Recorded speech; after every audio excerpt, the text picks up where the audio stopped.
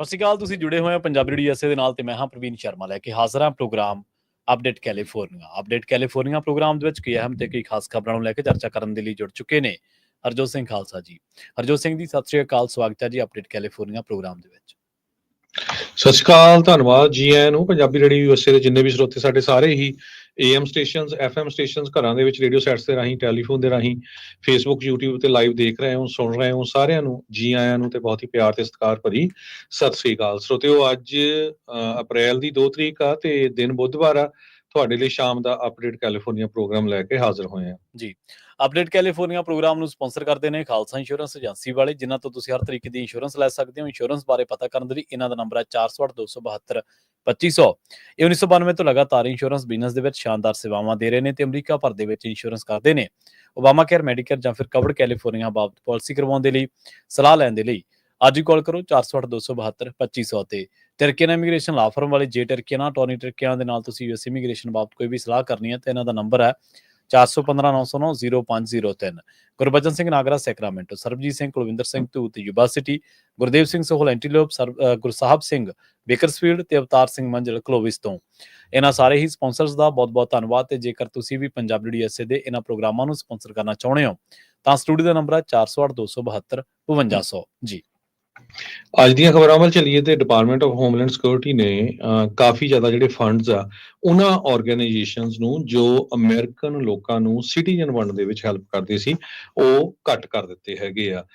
Christina ਸ਼ੌਂਡਰੋਫ, ਇੱਕ United community ਮਿਨਿਸਟਰੀਜ਼ ਇਨ Alexandria Virginia ਚ ਆ, ਉਹ ਕਹਿੰਦੀ ਪਈ ਅਸੀਂ ਬਹੁਤ ਸਾਰੇ ਲੋਕਾਂ ਨੂੰ US ਦੇ ਸਿਟੀਜ਼ਨ ਬਣਾਇਆ ਕਿਉਂਕਿ ਇਮੀਗ੍ਰੈਂਟ ਆਉਂਦੇ ਆ, ਕਿੱਦਾਂ ਉਹਨਾਂ ਨੂੰ ਤਿਆਰ ਕਰਨਾ ਟੈਸਟ ਦੇ ਲਈ, ਕਿੱਦਾਂ ਉਹਨਾਂ ਦੀ ਐਪਲੀਕੇਸ਼ਨ ਭਰਨੀ। ਸੋ ਐਵਰੀ ਈਅਰ ਉਹਨਾਂ ਨੂੰ 2 ਲੱਖ ਦੇ ਕਰੀਬ ਗ੍ਰਾਂਟ ਮਿਲਦੀ ਸੀ।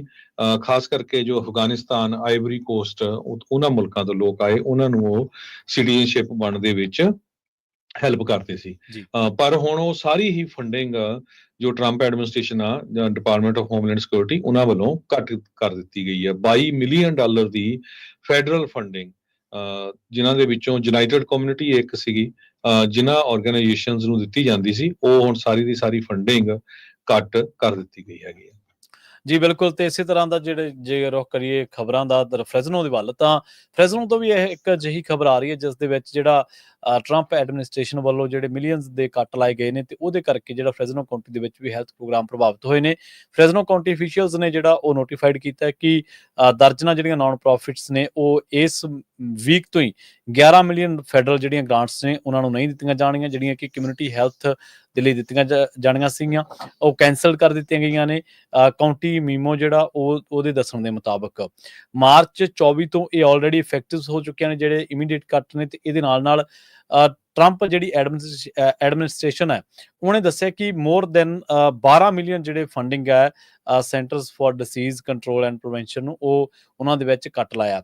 ਸੋ ਅੱਗੇ ਜੇ ਆਪਾਂ ਗੱਲ ਕਰੀਏ ਤਾਂ ਦੱਸਿਆ ਜਾ ਰਿਹਾ ਕਿ 120 ਕਮਿਊਨਿਟੀ ਹੈਲਥ ਵਰਕਰਸ ਜਿਹੜੇ ਨੇ ਰੂਰਲ ਕਮਿਊਨਿਟੀਜ਼ ਦੇ ਵਿੱਚ, ਫਾਰਮ ਵਰਕਰਸ ਨੇ ਜਾਂ ਹੋਰ ਜਿਹੜੇ ਪੂਅਰਸਟ ਨੇਬਰਹੁੱਡ ਨੇ ਫ੍ਰੈਜ਼ਨੋ ਦੇ ਵਿੱਚ, ਉਹਨਾਂ ਨੂੰ ਇਸ ਕੱਟਾਂ ਦਾ ਜਿਹੜਾ ਉਹ ਖਾਸਾ ਨੁਕਸਾਨ ਹੋਊਗਾ। ਯੂਲੈਂਡੋ ਰੋਡਲੈਂਡਸ ਜਿਹੜੇ ਕਿ ਐਗਜ਼ੀਕਿਊਟਿਵ ਡਾਇਰੈਕਟਰ ਨੇ West family Fresno resource centre ਦੇ, ਉਹਨਾਂ ਨੇ ਕਿਹਾ ਕਿ ਆਲਰੇਡੀ ਉਹਨਾਂ ਨੇ 7 ਜਿਹੜੇ ਕਮਿਊਨਿਟੀ ਹੈਲਥ ਵਰਕਰ ਆ ਸਾਊਥ ਵੈਸਟ ਫ੍ਰੈਜ਼ਨੋ ਦੇ ਇਲਾਕਿਆਂ ਦੇ ਵਿੱਚ ਕੰਮ ਕਰਨ ਵਾਲੇ, ਉਹਨਾਂ ਨੂੰ ਲੇ ਆਫ ਕਰਨਾ ਪਿਆ ਕਿਉਂਕਿ ਫੰਡਿੰਗ ਹੁਣ ਬਹੁਤ ਜ਼ਿਆਦਾ ਘਟ ਗਈ ਆ।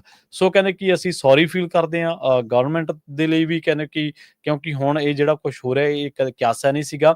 ਨਾਲ ਹੀ ਉਹ ਕਹਿੰਦੇ ਕਿ ਬਹੁਤ ਸਾਰੇ ਜਿਹੜੇ ਪ੍ਰੋਗਰਾਮ ਨੇ ਉਹ ਵੀ ਸਾਨੂੰ ਹੁਣ ਵਿਚਾਰ ਕਰਨਾ ਪਊਗਾ। ਤੇ ਜੇਕਰ ਉਹ ਕਹਿੰਦੇ ਕਿ ਹੈਲਥ ਸੈਕਟਰ ਨੂੰ ਅੱਗੇ ਇਹ ਮੰਨਿਆ ਜਾਂਦਾ ਸੀਗਾ ਕਿ ਹੈਲਥ ਸੈਕਟਰ ਦੇ ਵਿੱਚ ਜਿਹੜੀਆਂ ਜੌਬਸ ਨੇ ਉਹ ਹਮੇਸ਼ਾ ਅਵੇਲੇਬਲ ਰਹਿੰਦੀਆਂ ਨੇ, ਮਿਲਦੀਆਂ ਨੇ, ਪਰ ਉਹ ਕਹਿੰਦੇ ਕਿ ਜਿਹੜਾ ਇਹਨਾਂ ਕੱਟਾਂ ਦਾ ਸੇਕ ਆ ਉਹ ਹਰ ਕਾਉਂਟੀ ਤੱਕ, ਤੇ ਫ੍ਰੈਜ਼ਨੋ ਕਾਉਂਟੀ ਵੀ ਇਸ ਸੇਕ ਤੋਂ ਜਿਹੜੀ ਆ ਉਹ ਬਚ ਨਹੀਂ ਸਕੀ ਜੀ। ਅਗਲੀ ਖਬਰ ਵੱਲ ਚੱਲੀਏ। ਇੱਕ ਹੋਰ ਪ੍ਰੋਮੀਨੈਂਟ ਡੈਮੋਕ੍ਰੇਟ ਜ਼ਾਵੀਅਰ ਬਸੇਰਾ, ਜੋ ਸਾਬਕਾ ਹੈਲਥ ਤੇ ਹਿਊਮਨ ਸਰਵਿਸਿਜ਼ ਦੇ ਸੈਕਟਰੀ ਰਹੇ ਹੈਗੇ ਆ, ਉਹਨਾਂ ਨੇ ਅੱਜ ਆਪਣੀ as a California governor the race ਜੋ 2026 ਚ ਹੋਣੀ ਆ ਉਹਦੀ ਕੈਂਡੀਡੇਸੀ ਡਿਕਲੇਅਰ ਕਰ ਦਿੱਤੀ ਹੈਗੀ ਆ। ਹਾਊਸਿੰਗ ਤੋਂ ਲੈ ਕੇ ਹੈਲਥ ਕੇਅਰ, ਚਾਈਲਡ ਕੇਅਰ ਤੋਂ ਲੈ ਕੇ ਕਾਲਜ, ਕਹਿੰਦੇ ਵੀ ਵਰਕਿੰਗ ਫੈਮਿਲੀ ਜੋ ਹੈਗੀਆਂ ਉਹ ਇੱਕ ਬਹੁਤ ਵੱਡਾ ਅਫੋਰਡੇਬਿਲਿਟੀ ਕ੍ਰਾਈਸਿਸ ਫੇਸ ਕਰ ਰਹੀਆਂ ਹੈਗੀਆਂ। ਕੈਲੀਫੋਰਨੀਆ ਡ੍ਰੀਮ ਕਹਿੰਦੇ ਆਲਰੇਡੀ ਸਲਿਪ ਹੋ ਰਿਹਾ ਹੈਗਾ। 67 ਸਾਲਾਂ ਦੇ ਜ਼ਾਵੀਅਰ ਬਸੇਰਾ ਸੈਕਰਾਮੈਂਟੋ ਦੇ ਰਹਿਣ ਵਾਲੇ ਆ ਇਸ ਤੋਂ ਪਹਿਲਾਂ ਉਹਨਾਂ ਨੇ ਕੈਲੀਫੋਰਨੀਆ ਦੇ ਅਟਾਰਨੀ ਜਨਰਲ ਵੀ ਸਰਵ ਕੀਤਾ ਹੈਗਾ, ਤੇ ਉਸ ਤੋਂ ਬਾਅਦ ਬਾਈਡਨ ਐਡਮਿਨਿਸਟ੍ਰੇਸ਼ਨ ਦੇ ਦੌਰਾਨ ਨੇਸ਼ਨ ਦਾ ਜੋ ਟੌਪ ਦਾ ਹੈਲਥ ਆਫੀਸ਼ੀਅਲ ਆ ਉਹ ਰਹੇ ਹੈਗੇ ਆ। ਦਰਜਨ ਦੇ ਕਰੀਬ ਇਸ ਟਾਈਮ ਕੈਲੀਫੋਰਨੀਆ ਦੇ ਵਿੱਚ ਕੈਂਡੀਡੇਟਸ ਹੋ ਚੁੱਕੇ ਆ ਜੋ 2026 ਦੇ ਵਿੱਚ ਜੋ ਗਵਰਨਰ ਬਣਨ ਦੇ ਲਈ ਕਾਲੇ ਹੈਗੇ ਆ। Tony Atkins, current lieutenant governor Eleni, ਇਸ ਤੋਂ ਬਿਨਾਂ ਹਾਊਸ ਰਿਪਰੈਜ਼ੈਂਟੇਟਿਵ ਕੇਟੀ ਪੋਰਟਰ ਤੇ ਸੁਪਰਡੈਂਟ ਟੋਨੀ ਥਰਮੋਂਡ, ਸਾਬਕਾ mayor Antonio Villaraigosa, California Democratic party ਦੇ ਵਾਈਸ ਚੇਅਰ ਬੈਟੀ ਜੀ, ਤੇ ਜਿਹੜੇ ਰਿਪਬਲਿਕਨਸ ਆ ਇੱਕ ਰਿਵਰਸਾਈਡ ਕਾਉਂਟੀ ਦੇ ਸ਼ੈਰਿਫ ਸ਼ਾਰਡ ਬਿਆੰਕੋ, ਤੇ ਹਜੇ ਜੋ ਸਾਬਕਾ ਵਾਈਸ ਪ੍ਰੈਜ਼ੀਡੈਂਟ ਆ ਜੋ 2024 ਦੇ ਵਿੱਚ ਡੈਮੋਕ੍ਰੈਟਿਕ ਨੋਮੀਨੀ ਵੀ ਸੀ as a president Kamala Harris, ਉਹਨਾਂ ਦੀ ਹਜੇ ਉਹਨਾਂ ਵੱਲੋਂ ਹਾਂ ਨਹੀਂ ਆਈ ਵੀ ਬਹੁਤ ਸਾਰੇ ਲੋਕ ਪਰ ਉਹਨਾਂ ਨੂੰ ਵੀ ਚਾਹੁੰਦੇ ਆ ਵੀ ਉਹ ਕੈਲੀਫੋਰਨੀਆ ਦੇ ਗਵਰਨਰ ਬਣ ਜਾਣ। ਜ਼ਾਵੀਅਰ ਬਿਸੈਰਾ ਸਟੈਨਫੋਰਡ ਤੋਂ ਲਾਅ ਸਕੂਲ ਦੇ ਅਲਮਨਾਈ ਆ, ਸਟੇਟ ਅਸੈਂਬਲੀ ਤੋਂ ਬਾਅਦ ਯੂਐਸ ਹਾਊਸ ਦੇ ਰਿਪਰੈਜ਼ੈਂਟੇਟਿਵ, ਉਸ ਤੋਂ ਬਾਅਦ ਚੇਅਰਮੈਨ ਹਾਊਸ ਡੈਮੋਕ੍ਰੈਟਿਕ ਕਾਕਸ ਦੇ, ਤੇ ਹੈਲਥ ਐਂਡ ਹਿਊਮਨ ਸਰਵਿਸਿਜ਼ ਦੇ ਹੈੱਡ ਰਹਿ ਚੁੱਕੇ ਹੈਗੇ।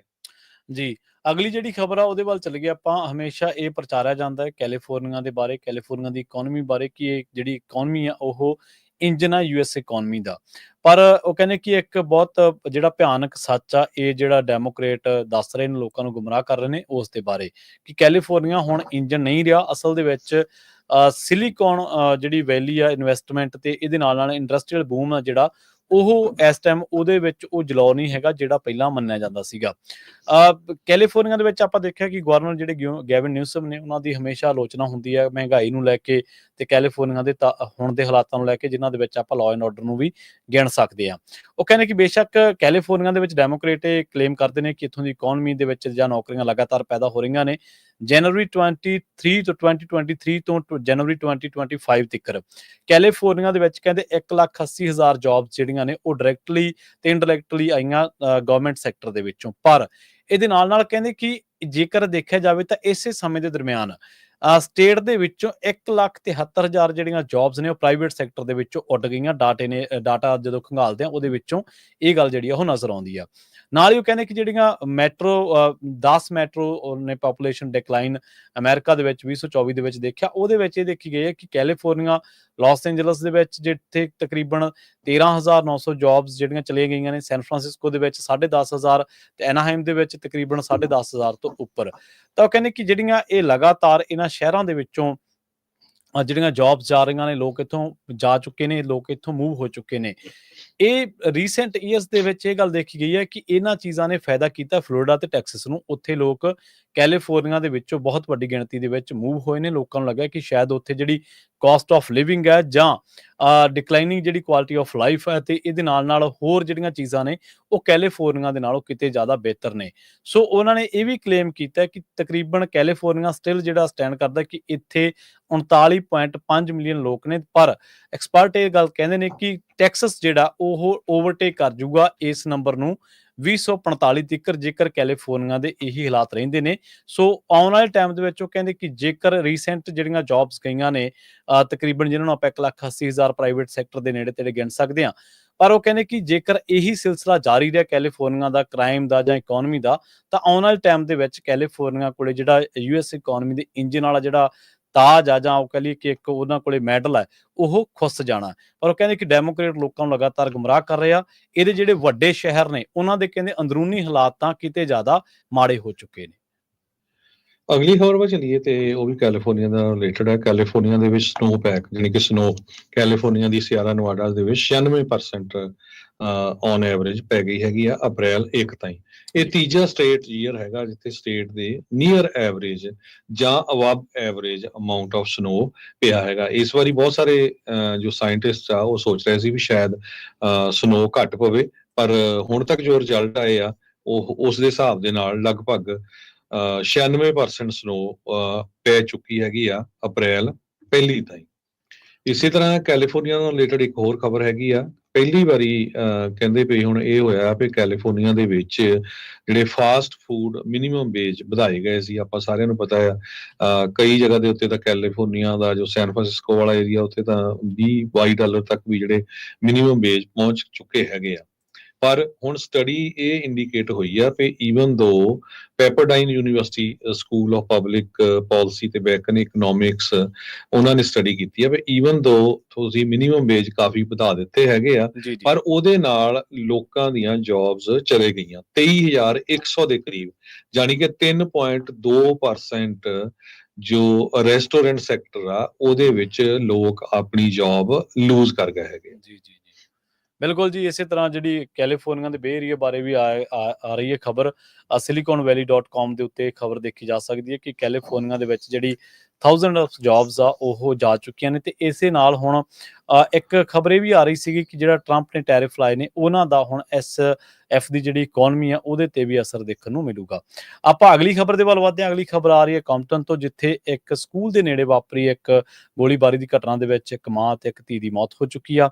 ਇਹ ਘਟਨਾ ਵਾਪਰੀ ਹੈ ਐਲੀਮੈਂਟਰੀ ਸਕੂਲ ਦੇ ਨੇੜੇ ਕੰਪਟਨ ਦੇ ਵਿੱਚ। ਦੱਸਿਆ ਜਾ ਰਿਹਾ ਕਿ ਵੈਸਟ ਕਾਲਡਵੈਲ ਸਟਰੀਟ ਤੇ ਸਾਊਥ ਸੈਂਟਰਲ ਐਵੀਨਿਊ ਦੇ ਲਾਗੇ ਇਹ ਜਿਹੜੀ ਕਾਲਡਵੈਲ ਸਟਰੀਟ ਦੇ ਲਾਗੇ ਇੱਕ ਘਟਨਾ ਵਾਪਰੀ ਹੈ ਐਲੀਮੈਂਟਰੀ ਸਕੂਲ ਜਿੱਥੇ ਪੈਂਦਾ, ਤੇ 7:15 ਦੇ ਉੱਤੇ ਦੱਸਿਆ ਜਾ ਰਿਹਾ ਕਿ ਇੱਕ ਜਿਹੜੀ ਟੋਇਟਾ ਸਡਾਨ ਆ ਉਹ ਸਟਾਪ ਹੁੰਦੀ ਹੈ ਤੇ ਉਸ ਤੋਂ ਬਾਅਦ ਉਹ ਦੋ ਜਿਹੜੇ ਵਿਕਟਮ ਨੇ ਇਸ ਮਾਮਲੇ ਦੇ ਵਿੱਚ ਜਿਨ੍ਹਾਂ ਦੀ ਆਇਡੈਂਟੀਫਿਕੇਸ਼ਨ ਕੀਤੀ ਗਈ ਹੈ, ਇੱਕ 45 ਸਾਲਾ ਔਰਤ ਆ ਤੇ ਇੱਕ ਉਹਦੇ ਨਾਲ 22 ਸਾਲਾ ਉਹਦੀ ਜਿਹੜੀ ਧੀ ਆ। ਉਹ ਦੱਸਿਆ ਜਾ ਰਿਹਾ ਕਿ ਉਹਨਾਂ ਨੂੰ ਇਹ ਜਿਹੜੀ ਗੱਡੀ ਰੁਕਦੀ ਹੈ ਤੇ ਉਸ ਤੋਂ ਬਾਅਦ ਗੋਲੀਆਂ ਚੱਲਣ ਦੀ ਆਵਾਜ਼ ਲੋਕ ਸੁਣਦੇ ਨੇ ਤੇ ਉਸ ਤੋਂ ਬਾਅਦ ਇਹ ਦੋ ਜਾਣੇ ਉੱਥੇ ਮਲਟੀਪਲ ਜਿਹੜੇ ਗਨ ਸ਼ਾਟ ਉਹਨਾਂ ਦੇ ਜ਼ਖਮਾਂ ਦੇ ਨਾਲ ਮਿਲਦੇ ਨੇ ਤੇ ਥਾਂ ਜਿਹੜੇ ਮ੍ਰਿਤਕ ਉਹ ਐਲਾਨ ਦਿੱਤੇ ਜਾਂਦੇ ਨੇ।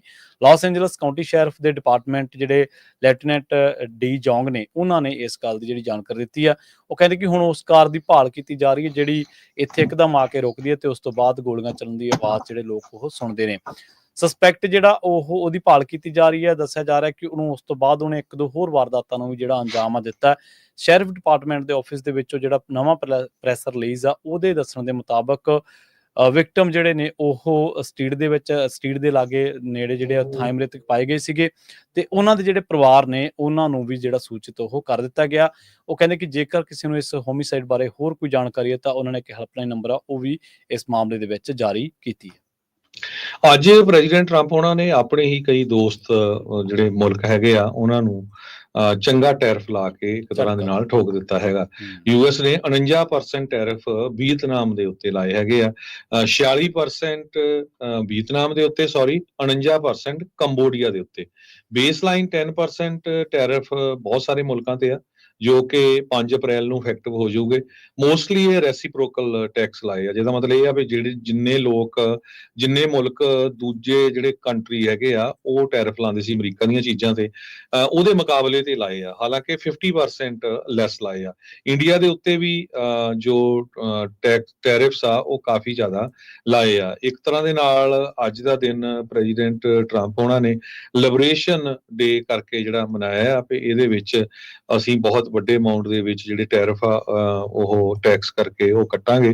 ਪਰ ਆਉਣ ਵਾਲੇ ਦਿਨਾਂ 'ਚ ਕੀ ਪਤਾ ਲੱਗਦਾ ਆ। ਚਾਈਨਾ, ਜਾਪਾਨ, ਯੂਰਪ ਜੋ ਆਪਣੇ ਟ੍ਰੇਡਿੰਗ ਪਾਰਟਨਰ ਆ ਉਹਨਾਂ ਦੇ ਉੱਤੇ 10% ਟੈਰਿਫ ਲਾਏ ਆ ਤੇ ਕਹਿੰਦੇ ਵੀ 2 to 3 ਟਾਈਮਸ ਹਾਈ ਇਹਨਾਂ ਦੇ ਵਿੱਚ ਯੂਰਪ ਵਾਲੇ ਮੁਲਕਾਂ ਦੇ ਵਿੱਚ ਵੀ ਆ। ਸੋ ਫਾਰ ਅੱਜ ਦੀ ਡੇਟ ਤਾਈਂ ਸਭ ਤੋਂ ਜ਼ਿਆਦਾ ਜੋ ਦੇਖਿਆ ਜਾਵੇ ਅਮਰੀਕਾ ਵੱਲੋਂ ਇਹ ਟੈਰਿਫ ਲਾਏ ਆ। ਆਫਟਰ ਦਾ ਮਾਰਕੀਟ ਏਸ਼ੀਅਨ ਮਾਰਕੀਟ ਉਹ ਬਹੁਤ ਬੁਰੀ ਤਰ੍ਹਾਂ ਟ੍ਰੇਡਿੰਗ ਕਰ ਰਹੇ ਹੈਗੇ। ਜਾਪਾਨ ਦਾ ਜਿਹੜਾ ਬੈਂਚਮਾਰਕ ਇੰਡੈਕਸ ਆ ਉਹ ਵੀ ਬਹੁਤ ਡਾਊਨ ਹੈਗਾ। ਅਮਰੀਕਾ ਦੇ ਵਿੱਚ ਉਸ ਵੇਲੇ ਜਿਹੜੀ ਸਟਾਕ ਮਾਰਕੀਟ ਕਲੋਜ਼ ਹੋ ਚੁੱਕੀ ਸੀਗੀ। ਮੈਕਸੀਕੋ ਦੇ ਉੱਤੇ, ਕੈਨੇਡਾ ਦੇ ਉੱਤੇ ਹਜੇ ਤੱਕ ਜਾਂ ਪਨਾਮਾ ਦੇ ਉੱਤੇ ਜਿਹੜੇ ਟੈਰਿਫ ਆ ਨਹੀਂ ਅਨਾਉਂਸ ਕੀਤੇ। ਜੇ ਕੰਟਰੀ ਵਾਈਜ਼ ਮੈਂ ਤੁਹਾਨੂੰ ਦੱਸਦਾ ਜਾਵਾਂ, ਚਾਈਨਾ ਦੇ ਉੱਤੇ 34% ਨਵੇਂ ਟੈਰਿਫ ਲਾਏ ਆ, ਯੂਰਪੀਅਨ ਯੂਨੀਅਨ 20%, ਵੀਅਤਨਾਮ ਤੇ 46%, ਤਾਈਵਾਨ 32%, ਜਾਪਾਨ ਤੇ 24%, ਇੰਡੀਆ ਦੇ ਉੱਤੇ 26% ਟੈਰਿਫ ਲਾਏ ਹੈਗੇ, ਸਾਊਥ ਕੋਰੀਆ ਤੇ 25%, ਥਾਈਲੈਂਡ ਤੇ 36%, ਸਵਿਟਜ਼ਰਲੈਂਡ ਤੇ 31% ਤੇ ਇੰਡੋਨੇਸ਼ੀਆ ਦੇ ਉੱਤੇ 32% ਦੇ ਕਰੀਬ ਜਿਹੜਾ ਆ ਟੈਰਿਫਸ ਅੱਜ ਪ੍ਰੈਜ਼ੀਡੈਂਟ ਟਰੰਪ ਉਹਨਾਂ ਨੇ ਅਨਾਉਂਸ ਕਰ ਦਿੱਤੇ ਹੈਗੇ ਆ। ਵਾਈਟ ਹਾਊਸ ਦੇ ਲਾਨ ਦੇ ਵਿੱਚ ਇਹ ਬਹੁਤ ਵੱਡਾ ਪ੍ਰੋਗਰਾਮ ਕੀਤਾ ਗਿਆ ਸੀ ਜਿਹਦੇ ਵਿੱਚ ਉਹਨਾਂ ਨੇ ਕਿਹਾ ਵੀ ਅਮਰੀਕਾ ਦੇ ਇਤਿਹਾਸ ਦੇ ਵਿੱਚ ਇਹ ਇੱਕ ਬਹੁਤ ਵੱਡਾ ਦਿਨ ਹੈਗਾ ਆ ਤਾਂ ਕਿ ਜੋ ਸਾਡੇ ਈਵਨ ਦੋਸਤ ਮੁਲਕ ਵੀ ਸੀ ਉਹ ਸਾਡਾ ਫਾਇਦਾ ਚੱਕਦੇ ਸੀ, ਉਹ ਅਸੀਂ ਸਾਰਾ ਕੁਝ ਬੰਦ ਕਰਨ ਜਾ ਰਹੇ ਹਾਂ। ਉਹਨਾਂ ਦੇ ਅਗੇਂਸਟ ਅਸੀਂ ਜਿਹੜੇ ਟੈਰਿਫ ਲਾਏ ਆ, ਬਹੁਤ ਸਾਰੇ ਜਿਹੜੇ ਮੁਲਕ ਆ ਉਹ ਹੁਣ ਇਹ ਵੀ ਕਹਿ ਰਹੇ ਆ ਵੀ ਅਸੀਂ ਇਸ ਦਾ ਜਿਹੜਾ ਜਵਾਬ ਦੇਵਾਂਗੇ। ਪਰ ਕੈਨੇਡਾ ਵਾਲੇ ਥੋੜੇ ਖੁਸ਼ ਹੈਗੇ ਆ। ਇੱਧਰ ਸੈਨੇਟ ਦੇ ਵਿੱਚ ਵੀ ਵੋਟਿੰਗ ਹੋਈ ਹੈਗੀ ਆ। ਸੈਨੇਟ ਦੇ ਵਿੱਚ 51 ਜਿਹੜੇ ਸੈਨੇਟਰਸ ਆ ਉਹਨਾਂ ਨੇ ਕਿਹਾ ਵੀ ਕੈਨੇਡਾ ਦੇ ਉੱਤੇ ਟੈਰਿਫ ਨਹੀਂ ਲੱਗਣੇ ਚਾਹੀਦੇ। 48 ਜਣੇ 51 ਜੈਸ ਸੀ ਤੇ 48 ਨੋ ਸੀ। ਐਸ ਜੇ ਰੈਜ਼ੋਲੂਸ਼ਨ 37 ਸੀਗਾ, terminating the national emergency declared on articles imported from Canada. ਪਰ ਇਹ ਤੋਂ ਬਾਅਦ ਸੈਨੇਟ ਜਾਊਗਾ, ਸੈਨੇਟ ਤੋਂ ਬਾਅਦ ਕਾਂਗਰਸ ਜਾਣਾ, ਕਾਂਗਰਸ 'ਚ ਲੱਗਦਾ ਨਹੀਂ ਪਾਸ ਹੋਊਗਾ। ਅਲਟੀਮੇਟਲੀ ਇਹ ਸਾਰਾ ਟਰੰਪ ਉਹਨਾਂ ਦੇ ਕੋਲ ਚਲ ਜਾਣਾ, ਕਿਉਂਕਿ ਉਹ ਪ੍ਰੈਜ਼ੀਡੈਂਟ ਹੈਗੇ ਆ ਤੇ ਉਹ ਇਸ ਨੂੰ ਜਿਹੜਾ ਵੀਟੋ ਕਰ ਸਕਦੇ ਹੈਗੇ ਆ। ਸੋ ਇਹ ਅੱਜ ਟੈਰਿਫ ਨੂੰ ਲੈ ਕੇ ਬਹੁਤ ਵੱਡਾ ਜਿਹੜਾ ਝਟਕਾ ਆ ਉਹ ਪੂਰੀ ਦੁਨੀਆ ਨੂੰ ਪ੍ਰੈਜ਼ੀਡੈਂਟ ਟਰੰਪ ਦੇ ਐਡਮਿਨਿਸਟ੍ਰੇਸ਼ਨ ਨੇ ਦਿੱਤਾ ਹੈਗਾ। ਜੀ, ਇਸੇ ਤਰ੍ਹਾਂ ਜੇਕਰ ਇਮੀਗ੍ਰੇਸ਼ਨ ਦੀ ਗੱਲ ਕਰੀਏ ਤਾਂ ਹਮੇਸ਼ਾ ਚਰਚਾ ਹੁੰਦੀ ਹੈ ਕਿ ਕੈਲੀਫੋਰਨੀਆ ਜਿਹੜਾ ਮੈਕਸੀਕੋ ਬਾਰਡਰ ਆ ਉਹ ਹਮੇਸ਼ਾ ਉੱਥੇ ਭਰਿਆ ਰਹਿੰਦਾ ਸੀ, ਉੱਥੇ ਬਹੁਤ ਜ਼ਿਆਦਾ ਇਕੱਠ ਹੁੰਦਾ ਸੀ ਜਿਹੜੇ ਲੋਕਾਂ ਨੇ ਯੂਐਸ ਨੂੰ ਕ੍ਰਾਸ ਕਰਨਾ ਹੁੰਦਾ ਸੀ। ਅੱਜ ਕੱਲ੍ਹ ਉੱਥੇ ਜਿਹੜੇ ਨੇ ਉਹ ਕਾਂ ਬੋਲਦੇ ਨੇ। ਇਹ ਲਾਸ ਐਂਜਲਸ ਟਾਈਮਜ਼ ਦੀ ਇੱਕ ਖਬਰ ਆ, ਉਹਦੇ ਦੱਸਣ ਦੇ ਮੁਤਾਬਕ ਬਾਰਡਰ ਪੈਟਰੋਲ ਜਿਹੜੇ ਨੇ ਉਹਨਾਂ ਨੇ ਤਕਰੀਬਨ 750 ਤੋਂ ਵੱਧ ਜਿਹੜੇ ਯੂਐਸ ਮਿਲਟਰੀ ਟਰੂਪਸ ਨੇ ਉੱਥੇ ਲਾਏ ਹੋਏ ਨੇ, ਖਾਸ ਕਰਕੇ ਸੈਨ ਡਿਏਗੋ ਏਰੀਆ ਦੇ ਵਿੱਚ। ਕੁਛ ਕੁ ਕਹਿੰਦੇ ਮਾਈਗ੍ਰੈਂਟਸ ਨੇ ਜਿਹੜੇ ਆ ਰਹੇ ਨੇ ਯੂਐਸ ਸ਼ੈਲਟਰ ਦੇ ਵਿੱਚ, ਨਹੀਂ ਤਾਂ ਉੱਥੇ ਜਿਹੜਾ ਉਹ ਹੁਣ ਭਾਂਪਾ ਕਰ ਲੱਗੀ ਆ। ਕੁਝ ਮਹੀਨਿਆਂ ਦੇ ਵਿੱਚ 6 ਮਾਈਲ ਜਿਹੜਾ ਬਾਰਡਰ ਆ ਉਹ ਤਕਰੀਬਨ ਹੁਣ ਜਿਹੜਾ ਕਿ ਪਹਿਲਾਂ ਘਿਰਿਆ ਰਹਿੰਦਾ ਸੀ ਲੋਕਾਂ ਦੇ ਨਾਲ, ਕ੍ਰਾਸ ਕਰਨ ਵਾਲਿਆਂ ਦੇ ਨਾਲ, ਹੁਣ ਉੱਥੇ ਕੋਈ ਵੀ ਬੰਦਾ ਜਿਹੜਾ ਉਹ ਨਹੀਂ ਦਿਖਦਾ। ਹਿਊਮਨਟੇਰੀਅਨ ਏਡ ਵਰਕਰ ਜਿਹੜੇ ਨੇ ਉਹਨਾਂ ਨੇ ਆਪਣੇ ਜਿਹੜੇ ਕੰਮਕਾਰ ਆ ਉੱਥੇ ਪ੍ਰੋਗਰਾਮ ਜਿਹੜੇ ਨੇ ਉਹ ਸਾਰੇ ਬੰਦ ਕਰ ਦਿੱਤੇ ਨੇ। ਜਿੰਨੇ ਵੀ ਉਹ ਟੈਂਟ ਲਾਏ ਸੀ ਸਾਰੇ ਟੈਂਟ ਸੈਟਅਪ ਪੱਟ ਰਹੇ ਨੇ। ਨਾਲ ਹੀ ਉਹਨਾਂ ਨੇ ਕਿਹਾ ਕਿ ਬਾਰਡਰ ਜਿਹੜੇ ਨੇੜੇ ਤੇੜੇ ਦੇ ਇਲਾਕਿਆਂ ਦੇ ਵਿੱਚ ਜਿਹੜੇ ਹੋਰ ਉੱਥੇ ਮਾਈਗ੍ਰੈਂਟਸ ਦਾ ਜਿਹੜਾ ਸਮਾਨ ਪਿਆ ਸੀ ਉਹ ਵੀ ਉੱਥੋਂ ਸਾਫ਼ ਕਰ ਦਿੱਤਾ ਗਿਆ। ਦੱਸਿਆ ਜਾ ਰਿਹਾ ਕਿ ਜਿਹੜੇ ਮਾਈਗ੍ਰੈਂਟਸ ਨੇ ਇੱਥੋਂ ਜਿਨ੍ਹਾਂ ਨੇ ਕ੍ਰਾਸ ਕਰਨੀ ਸੀਗੀ ਤਾਂ ਉੱਥੇ ਹੁਣ ਉਹ ਵਾਪਸ ਪਿੱਛੇ ਹੀ ਮੈਕਸੀਕੋ ਤੋਂ ਹੀ ਉਹਨਾਂ ਮੁਲਕਾਂ ਵੱਲ ਨੂੰ ਵਾਪਸੀ ਉਹਨਾਂ ਕਰ ਚੁੱਕੇ ਨੇ ਕਿ ਉਹਨਾਂ ਨੂੰ ਪਤਾ ਹੀ ਜੇਕਰ ਅਸੀਂ ਕ੍ਰਾਸ ਵੀ ਕਰ ਗਏ ਤਾਂ ਸਾਨੂੰ ਉੱਥੇ ਚੱਕ ਕੇ ਉਹਨਾਂ ਨੇ ਜਿਹੜਾ ਉਹ ਡਿਪੋਰਟ ਕਰ ਦੇਣਾ। ਆਪਾਂ ਇੱਕ ਖਬਰ ਵੀ ਸਾਂਝੀ ਕੀਤੀ ਸੀ ਜਿਹਦੇ ਵਿੱਚ ਆਪਾਂ ਤੁਹਾਨੂੰ ਦੱਸਿਆ ਸੀਗਾ, ਇੱਕ ਪੰਜਾਬੀ ਰੇਡੀਓ ਇਸੇ ਤੱਕ ਇੱਕ ਨੌਜਵਾਨ ਵੱਲੋਂ ਅਪਰੋਚ ਕੀਤੀ ਗਈ ਸੀਗੀ ਸੋਸ਼ਲ ਮੀਡੀਆ ਹੈਂਡਲ ਦੇ ਉੱਤੇ, ਤਾਂ ਉਹਦੀ ਆਪਾਂ ਆਇਡੈਂਟੀਟੀ ਨਹੀਂ ਦੱਸੀ, ਪਰ ਕਿਉਂਕਿ ਉਹ ਇਹਨਾਂ ਨੌਜਵਾਨਾਂ ਦੇ ਵਿੱਚ ਹੀ ਸੀਗਾ, ਉਹਨੇ ਦੱਸਿਆ ਸੀਗਾ ਕਿ ਜਨਵਰੀ ਦੇ ਅਖੀਰਲੇ ਦਿਨਾਂ ਦੇ ਵਿੱਚ ਉਹਨੇ ਜਿਹੜਾ ਉਹ ਕ੍ਰਾਸ ਕੀਤਾ ਸੀਗਾ ਤੇ ਫਰਵਰੀ ਚੜ੍ਹਦੇ ਹੀ ਉਹਨੂੰ ਨੌਜਵਾਨ ਨੂੰ ਦਬੋਚ ਲਿਆ ਗਿਆ ਤੇ ਉਹਨੂੰ ਦੱਸਿਆ ਗਿਆ ਕਿ ਹੁਣ ਤੈਨੂੰ ਰਿਪੋਰਟ ਜਿਹੜਾ ਉਹ ਕਰ ਲੈਣਾ। ਉਹਨੇ ਕਿਹਾ ਕਿ ਮੈਨੂੰ ਦੇਸ਼ ਦੇ ਵਿੱਚ ਖਤਰਾ, ਮੈਨੂੰ ਬਥੇਰਾ ਕੁਛ ਉਹਨੇ ਕਿਹਾ। ਉਹ ਕਹਿੰਦੇ ਕਿ ਨਹੀਂ, ਹੁਣ ਇੱਥੇ ਲਾਅ ਲਾਗੂ ਹੋ ਗਿਆ ਤੇ ਹੁਣ ਇਸ ਤਰ੍ਹਾਂ ਨਹੀਂ ਤੁਸੀਂ ਇਹ ਕਲੇਮ ਜਿਹੜਾ ਕਰ ਸਕਦੇ। ਦੱਸਿਆ ਜਾ ਰਿਹਾ ਕਿ ਹਰ ਰੋਜ਼ ਇਸ ਸੈਕਟਰ ਦੇ ਵਿੱਚੋਂ 30 ਤੋਂ 40 ਅਰੈਸਟ ਜਿਹੜੀਆਂ ਉਹ ਹੋ ਰਹੀਆਂ ਸੀਗੀਆਂ। ਤਕਰੀਬਨ ਜਿਹੜੀ ਕਿ ਗਿਣਤੀ ਹੁਣ 1200 ਤੋਂ ਉੱਪਰ ਤੱਕ ਪਹੁੰਚ ਗਈ ਸੀ ਜਿਹੜੇ ਕਿ ਇੱਥੇ ਲੋਕ ਹਰ ਰੋਜ਼ ਪਹੁੰਚਦੇ ਸੀਗੇ। ਪਰ ਹੁਣ ਕਹਿੰਦੇ ਕਿ ਉਹ ਜਿਹੜੀ ਗਿਣਤੀ ਹੈ ਲਗਾਤਾਰ ਅਪ੍ਰੈਲ ਦੇ ਪਹਿਲੇ ਦਿਨ ਕਾਫੀ ਉਹਦੇ ਵਿੱਚ ਕਮੀ ਜਿਹੜੀ ਆ ਉਹ ਦਰਜ ਕੀਤੀ ਗਈ ਹੈ। ਸੋ ਐਂਡਰੀਆਨਾ ਜੱਸੋ ਜਿਹੜੇ ਕਿ ਇਸ ਮਾਮਲੇ ਦੇ ਵਿੱਚ ਯੂਐਸ ਮੈਕਸੀਕੋ ਪ੍ਰੋਗਰਾਮ ਦੇ ਕੋਆਰਡੀਨੇਟਰ ਨੇ, ਉਹਨਾਂ ਨੇ ਕਿਹਾ ਕਿ ਉਹਨਾਂ ਦੀ ਜਿਹੜੀ ਸਰਵਿਸ ਕਮੇਟੀ ਆ ਉਹਨੇ ਸਾਰੇ ਜਿਹੜੇ ਐਡਵੈਂਚਰ ਕੀਤੇ ਜਾ ਰਹੇ ਸੀ ਜਾਂ ਐਫਰਟ ਕੀਤੇ ਜਾ ਰਹੇ ਸੀਗੇ ਇਹਨਾਂ ਪ੍ਰਵਾਸੀਆਂ ਦੇ ਲਈ, ਉਹਨਾਂ ਨੂੰ ਹੁਣ ਬੰਦ ਕਰ ਦਿੱਤਾ ਗਿਆ। ਤੇ ਨਾਲ ਹੀ ਉਹ ਕਹਿੰਦੇ ਕਿ ਹੁਣ ਕੁਛ ਵੀ ਨਾ ਕੋਈ ਇੱਥੇ ਕਿਸੇ ਨੂੰ ਕੱਪੜੇ ਦਿੱਤੇ ਜਾਂਦੇ ਆ, ਨਾ ਕੋਈ ਫੂਡ ਆ, ਨਾ ਕੋਈ ਵਾਟਰ ਆ, ਨਾ ਕੋਈ ਹੋਰ ਜਿਹੜੀਆਂ ਚੀਜ਼ਾਂ ਨੇ ਉਹ ਸਾਰਾ ਕੁਝ ਬੰਦ ਕਰ ਦਿੱਤਾ ਗਿਆ। ਸੋ ਇਹ ਜਿਹੜਾ ਹਮੇਸ਼ਾ ਕੱਚਾ ਗੱਚ ਭਰਿਆ ਰਹਿੰਦਾ ਬਾਰਡਰ ਸੀਗਾ ਜਾਂ ਥਾਂ ਸੀਗਾ, ਖਾਸ ਕਰਕੇ ਕੈਲੀਫੋਰਨੀਆ ਮੈਕਸੀਕੋ ਵਾਲਾ, ਹੁਣ ਉੱਥੇ ਤਕਰੀਬਨ ਜਿਹੜੀ ਆ ਉਹ ਸੁੰਨ ਪਸਰਨ ਦੇ ਬਰਾਬਰ ਹੋਈ ਪਈ ਹੈ। ਅੱਜ ਪ੍ਰੈਜ਼ੀਡੈਂਟ ਡੋਨਲਡ ਟਰੰਪ ਉਹਨਾਂ ਦੇ ਮਿੱਤਰ ਤੇ ਡੌਜ ਦੇ ਜਿਹੜੇ ਹੈੱਡ ਹੈਗੇ ਐਲੋਨ ਮਸਕ, ਉਹਨਾਂ ਨੂੰ ਕਾਫੀ ਝਟਕਾ ਲੱਗਾ ਹੈਗਾ। ਇੱਕ ਤਾਂ ਵਿਸਕੌਨਸਨ ਦੇ ਵਿੱਚ ਜਿਹੜਾ ਸੁਪਰੀਮ ਕੋਰਟ ਜਸਟਿਸ ਦੀ ਇਲੈਕਸ਼ਨ ਸੀ ਉਹਦੇ ਉੱਤੇ ਐਲੋਨ ਮਸਕ ਨੇ $20 ਮਿਲੀਅਨ ਸਪੈਂਡ ਕੀਤਾ ਸੀ ਵੀ ਉਹ ਜੋ ਰਾਈਟ ਲੀਨਿੰਗ ਜੱਜ ਹੈਗਾ ਆ, ਕੰਜ਼ਰਵੇਟਿਵ ਹੈਗਾ ਆ, ਉਸ ਨੂੰ ਜਿਤਾਇਆ ਜਾ ਸਕੇ। ਪਰ ਅਲਟੀਮੇਟਲੀ ਡੈਮੋਕ੍ਰੈਟਿਕ ਜੱਜ ਜਿੱਤ ਗਿਆ ਹੈਗਾ। ਤੇ ਦੂਸਰਾ ਜਿਹੜਾ ਝਟਕਾ ਉਹਨਾਂ ਨੂੰ ਇਹ ਲੱਗਾ ਵੀ ਟੈਸਲਾ ਨੇ ਰਿਪੋਰਟ ਕੀਤਾ, ਮੈਂ ਸਵੇਰੇ ਵੀ ਖਬਰ ਸਾਂਝੀ ਕੀਤੀ ਸੀ ਵੀ ਜੋ ਸੇਲ ਆ ਉਹਨਾਂ ਦੀ ਬਹੁਤ 30% ਦੇ ਕਰੀਬ ਡਾਊਨ ਹੋਈ ਹੈਗੀ ਆ ਪਿਛਲੇ ਸਾਲ ਨਾਲੋਂ ਓਵਰਆਲ ਪੂਰੇ ਦੁਨੀਆ ਦੇ ਵਿੱਚ। ਸੋ ਈਵਨ ਦੋ ਬਾਅਦ ਦੇ ਵਿੱਚ ਉਹਨਾਂ ਦਾ ਜਿਹੜਾ ਸਟਾਕ ਥੋੜਾ ਉੱਪਰ ਵੀ ਚਲ ਗਿਆ, ਪਰ ਓਵਰਆਲ ਇਹ ਝਟਕਾ ਲੱਗਾ। ਕਈ ਜਗ੍ਹਾ ਇਹ ਵੀ ਖਬਰਾਂ ਆ ਰਹੀਆਂ ਵੀ ਐਲੋਨ ਮਸਕ ਡੌਜ ਨੂੰ ਕੁਇਟ ਕਰ ਸਕਦੇ ਹੈਗੇ ਆ ਤੇ ਮੁੜ ਕੇ ਫਿਰ ਆਪਣਾ ਜਿਹੜਾ ਬਿਜ਼ਨਸ ਆ ਸੰਭਾਲ ਸਕਦੇ ਹੈਗੇ। ਜੀ, ਆਪਣਾ ਜਿਹੜਾ ਖਬਰਾਂ ਦਾ ਸਮਾਂ ਹਰਜੋਤ ਸਿੰਘ ਜੀ ਉਹ ਸਮਾਪਤੀ ਵਾਲਾ, ਜਾਂਦੇ ਸਟਾਕ ਤੇ ਜਿਹੜੀ ਸ਼ੇਅਰ ਮਾਰਕੀਟ ਹੈ ਜਾਂ ਕਰੰਸੀ ਰੇਟ ਉਹਦੇ ਬਾਰੇ ਜਾਣਕਾਰੀ ਦਿੰਦੇ ਚਲੀਏ ਜੀ। ਜੀ, ਸਟਾਕ ਦਾ ਤਾਂ ਹੁਣ ਕੱਲ ਨੂੰ ਹੀ ਪਤਾ ਲੱਗੂਗਾ ਸਵੇਰੇ ਕਿੱਡਾ ਕੁ ਝਟਕਾ ਲੱਗਦਾ, ਕਿਉਂਕਿ ਜੀ, ਏਸ਼ੀਅਨ ਮਾਰਕੀਟ ਤੇ ਬਹੁਤ ਝਟਕਾ ਲੱਗਾ ਹੈਗਾ। ਪਰ ਅੱਜ ਅਮਰੀਕਾ ਦੇ ਵਿੱਚ, ਕਿਉਂਕਿ ਉਸ ਟਾਈਮ ਦੇ ਉੱਤੇ ਸਟਾਕ ਮਾਰਕੀਟ ਕਲੋਜ਼ ਹੋ ਗਈ ਸੀ, ਜਿਸ ਟਾਈਮ ਦੇ ਉੱਤੇ ਪ੍ਰੈਜ਼ੀਡੈਂਟ ਡੋਨਲਡ ਟਰੰਪ ਹੋਣਾ ਨੇ ਟੈਰਿਫਸ ਅਨਾਉਂਸ ਕੀਤੇ ਆ, ਲਿਬਰੇਸ਼ਨ ਡੇ ਇੱਕ ਤਰ੍ਹਾਂ ਦੇ ਨਾਲ ਕਿਹਾ ਵੀ ਹਿਸਟੋਰਿਕ ਡੇ ਹੈਗਾ ਆ। ਸੋ ਅੱਜ ਡਾਊ ਜੋਨ ਇੰਡਸਟਰੀਅਲ ਅੱਪ ਗਿਆ 0.56%, ਕਲੋਜ਼ ਹੋਇਆ 42,225.32 ਦੇ ਉੱਤੇ। S&P ਇੰਡੈਕਸ ਅੱਪ ਗਿਆ 0.67% ਤੇ ਕਲੋਜ਼ ਹੋਇਆ 5670.97 ਦੇ ਉੱਤੇ। ਨੈਸਡੈਕ ਅੱਪ ਗਿਆ 0.87% ਤੇ ਕਲੋਜ਼ ਹੋਇਆ 17,601.05 ਤੇ। ਜੀ, ਇਸੇ ਤਰ੍ਹਾਂ ਜੇਕਰ ਕਰੰਸੀ ਦੀ ਗੱਲ ਕਰਦੇ ਚੱਲੀਏ ਤਾਂ ਅੱਜ ਇੱਕ ਯੂਐਸ ਡਾਲਰ ਦੀ ਕੀਮਤ ਜਿਹੜਾ ਕੈਨੇਡਾ ਦੇ $1 ਤੇ 43 ਸੈਂਟ ਦੇ ਬਰਾਬਰ, ਪਾਕਿਸਤਾਨ ਦੇ 277 ਰੁਪਏ ਤੇ 65 ਪੈਸਿਆਂ ਦੇ ਬਰਾਬਰ ਤੇ ਭਾਰਤ ਦੇ ਇੰਡੀਆ ਦੇ 86 ਰੁਪਏ ਤੇ 3 ਪੈਸਿਆਂ ਦੇ ਬਰਾਬਰ ਇੱਕ ਯੂਐਸ ਡਾਲਰ ਦੀ ਕੀਮਤ ਰਹੀ ਹੈ।